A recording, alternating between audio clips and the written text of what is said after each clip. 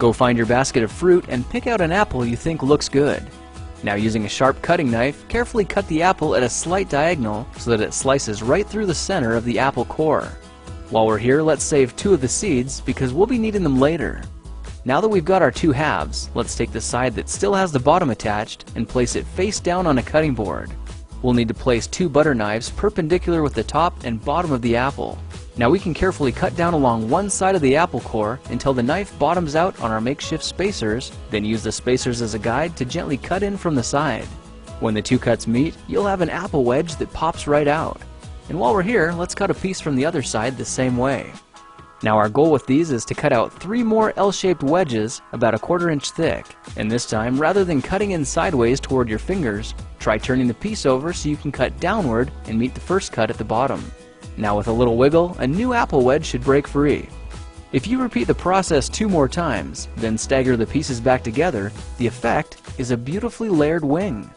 Now just cut the other piece the same way and your swan's body should look like this.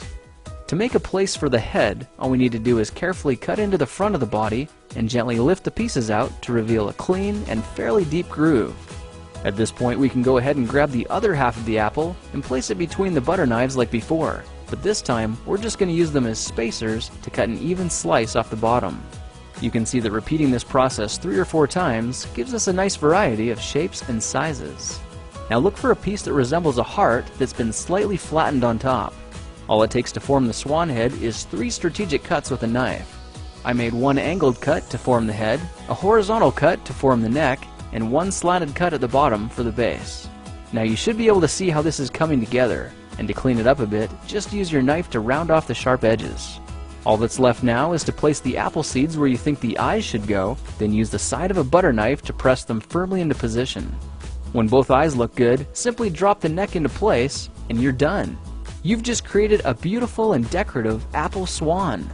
I spritzed mine with a bit of lemon juice to help prevent it from turning brown, then put it on display to show off for our dinner guests later that night. If you try using different apples, you'll get a nice contrast of colors, and every bird will look a little bit different. Well, now you know how to take any ordinary apple and turn it into a decorative and edible apple swan. If you like this project, perhaps you'll like some of my others. Check them out at thekingofrandom.com.